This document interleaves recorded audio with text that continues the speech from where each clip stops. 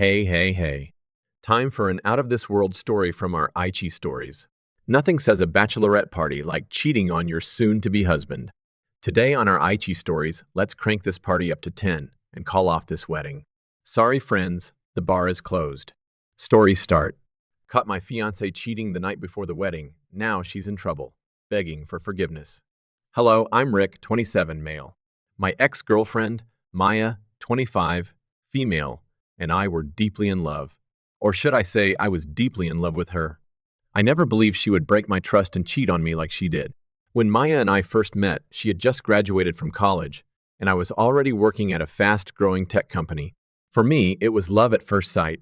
There was something about her that I couldn't quite put my finger on. I met her at my friend's sister's birthday party. Maya and my friend's sister were college friends. She must have noticed I was checking her out at the party because she kept looking in my direction. After a lot of internal struggle, I approached her. I wasn't as chubby then. I just had a noticeable weight, which runs in my family and had been that way since childhood. In the past, many girls had turned me down and laughed in my face because I tried hitting on them. I wasn't expecting anything different with Maya. She was gorgeous, and I expected her to either snub me or pretend I didn't exist. But she was different. She spoke to me politely, and we talked for the rest of the night, having a great time. It was my first time feeling that good and confident in a long time. Since we clicked so well, we exchanged contacts, and I called her as soon as I got home. From there, we started seeing each other often, going on lunch dates, and our friendship grew over time. I found Maya different from other girls her age. She was kind, witty, and intelligent. I figured this out from the first night we talked. I wasn't just attracted to Maya because of her beauty. What attracted me most was her intelligence and sense of humor. Not many girls had given me the opportunity to go on multiple dates with them, but Maya was generous enough to give me a shot. I was always attracted to intelligent people. I didn't like being around those with no life goals, vision, or future plans, and Maya was all of that. She was just out of college, actively searching for job openings, and rushing to various interviews. I loved seeing how serious she was about her career. I never had a real relationship apart from one in high school, not because I couldn't keep one, but because the girls wanted something more than a nerdy boy's love, which I didn't have. So meeting and dating a girl like Maya felt like a win for me. Months had passed since she graduated, and she had no luck in the job hunting game. She had left the college dorm and moved in with a friend, but it was becoming difficult for her to survive. Her parents were not well off enough to support her post-graduation and made it clear she needed to care for herself after graduation. The friend Maya lived with was very clumsy and often had a boyfriend over. Since it was a one-bedroom flat, it became difficult for Maya to live there. Maya said living at her friend's place was taking a toll on her mental health, so I asked her to take a break for a while and move in with me. Although I was just starting my career in tech, the pay was good. I earned enough to care for both of us without her contribution. We lived in a spacious one-bedroom apartment, and I single-handedly took care of rent, bills, and groceries. I never complained because I loved her and didn't see a big deal in spending some extra bucks on her. Blind love, yeah. Throughout our relationship, everything went smoothly, and we barely had any major fights. Maya managed the house, did the dishes and laundry, went grocery shopping, and took care of my needs in bed. She wasn't so great in bed, but I enjoyed every bit of the moment with her. Before Maya and I started dating, she told me about her ex-boyfriend in college and how he maltreated her. I assured her I was a gentleman and kept my promise.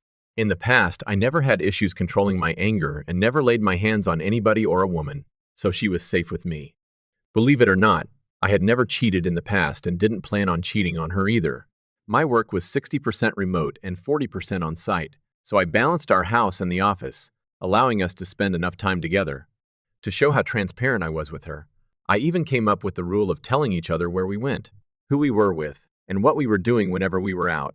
I did this to show her I meant serious business and had nothing to hide. As our relationship progressed, we introduced each other to our parents, and in no time, we knew all of each other's friends, mainly those close to us. I didn't have a best friend, but Maya did. Her name was Andrea.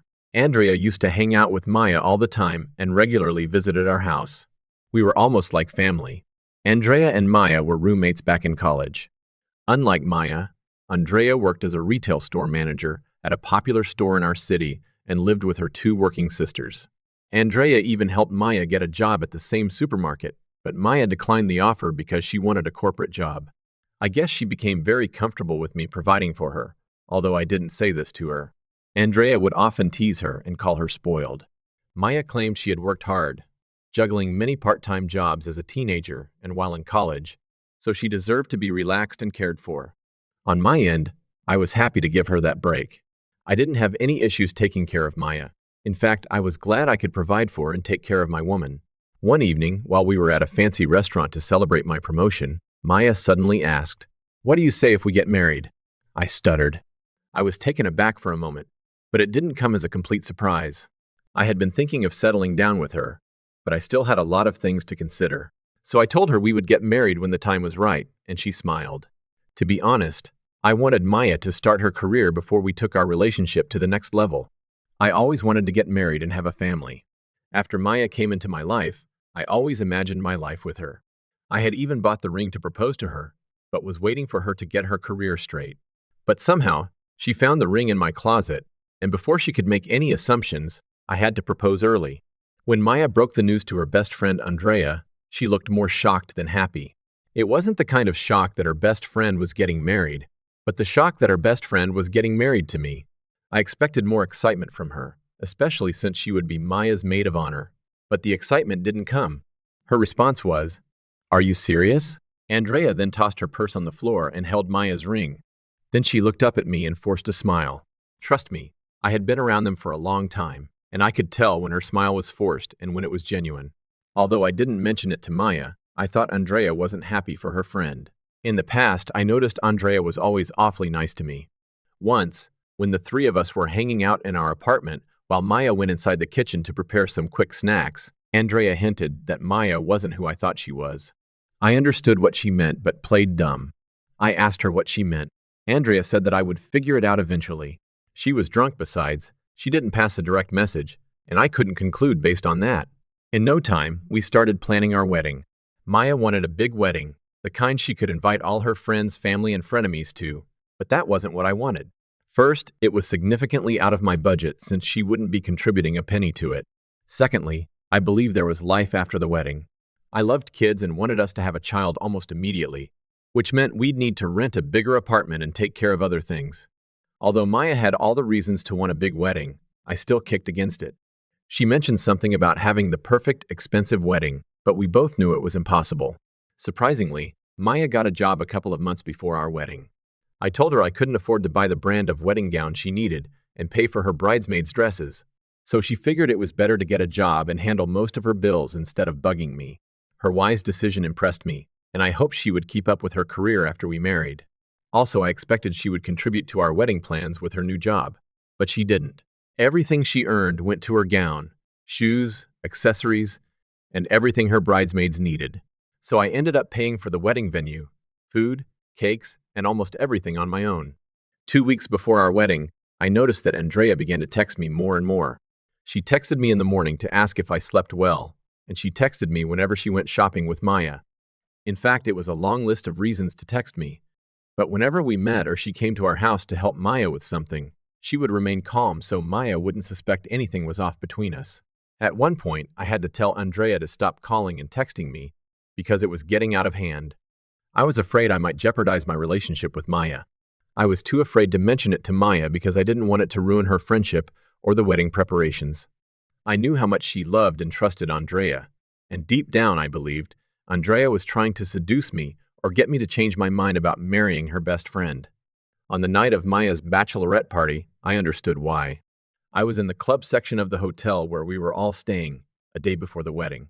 I was drinking with some of my friends when Andrea called me and said there was something she wanted to show me. At first, I didn't want to go because I believed she wanted to seduce me one last time. But when she mentioned Maya and a familiar name, I took one of my friends and went upstairs. I got to the hotel room they were using for the small party. I saw Andrea outside the door waiting for me. She told me something I couldn't believe, and when I opened the door, my heart nearly fell into my stomach. Before I opened the door, I heard soft moans from the room, and my chest constricted as I touched the door handle. To my greatest shock, I saw Maya on top of another man, who I suspected was the male stripper they hired to entertain them.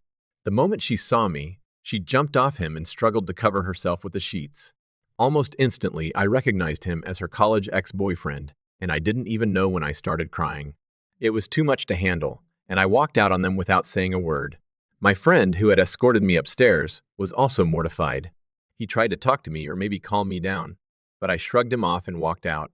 As I walked down the corridor, I heard Maya yelling at Andrea. "Why would you do this to me? My life was going perfectly, but you ruined it." Andrea yelled back. "I told you he deserved better. Rick has been nothing but good to you. I told you to break up with that loser boyfriend of yours and be with Rick, but you wanted to eat your cake and have it." I didn't bother to look back. I couldn't believe Maya had been playing me the whole time. It was too painful to accept, and I wished I could handle the hurt I felt, but I couldn't. Andrea even tried to follow me, but I slammed the door in her face. I drank until I couldn't differentiate between a shadow and an actual person. The following morning, I woke up to a ton of missed calls from Maya and some other people. When I left the room, Maya was already wearing her wedding gown. She looked so miserable. The moment she saw me, she ran to me and asked why I wasn't dressed for our wedding. Hearing that made me so furious. Out of anger, I pushed her away and announced I was calling off our wedding. Everyone was shocked and kept asking why I changed my mind.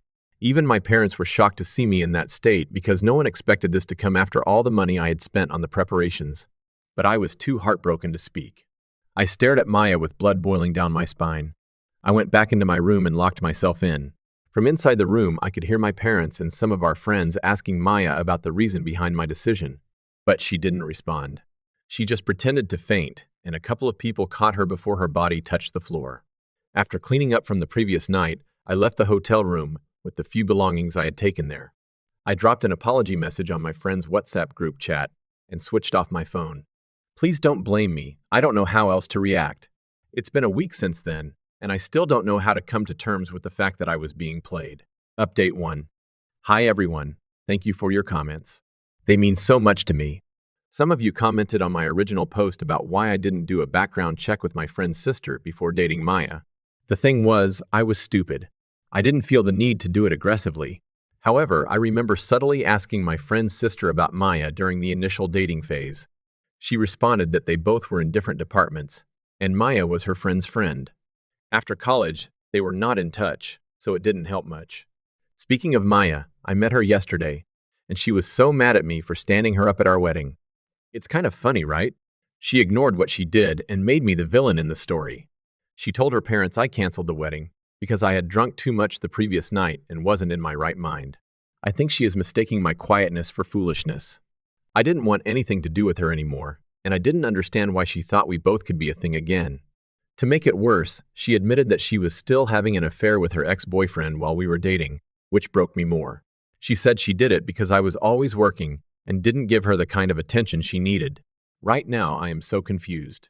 I never neglected Maya or turned down any of her needs. She was the reason I always worked so hard, to take care of our bills and still care for her. Even as I type this, the thought of her sleeping with her boyfriend behind my back still hurts me. And right now, she's asking us to set another wedding date because she cannot bear the embarrassment.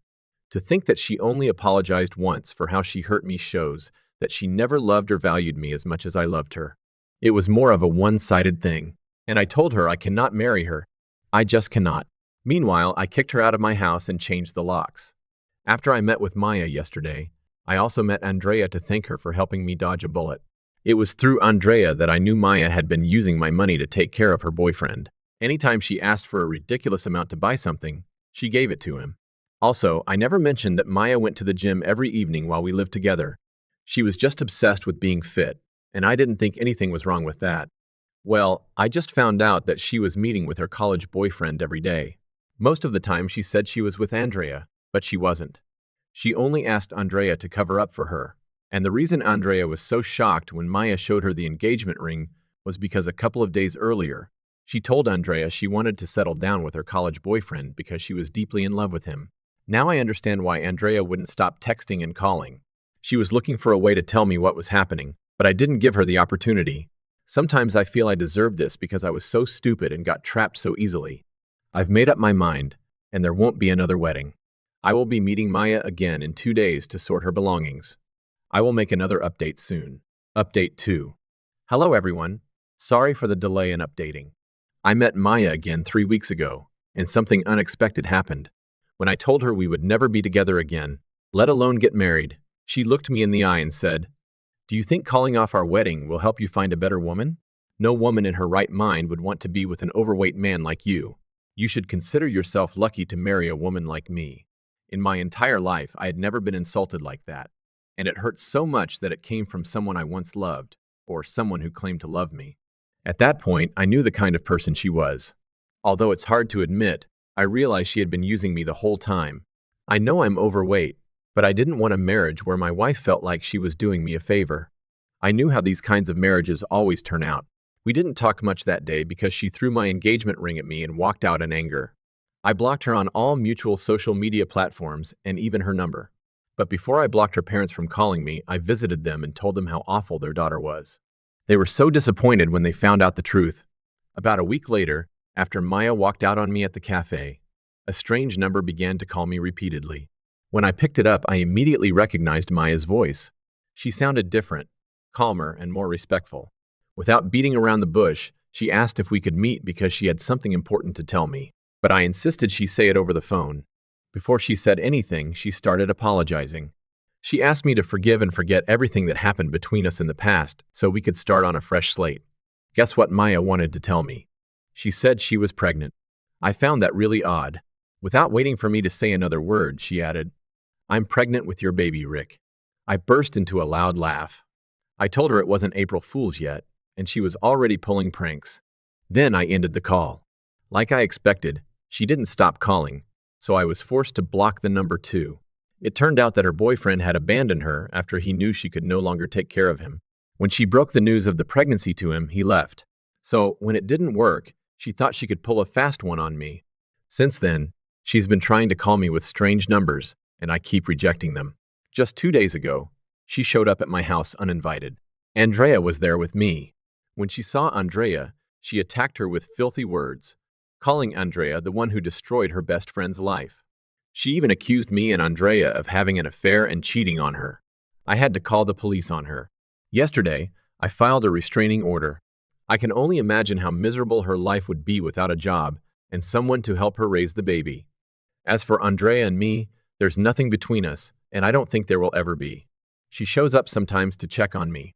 Right now, I just want to fix my life and hopefully heal my broken heart. While I still cannot forgive her for what she did to me, I guess she got what she deserved. I'm still trying to heal and move on. Any advice would be highly appreciated. Thanks. Outro. Thank you for joining us today on our Aichi stories.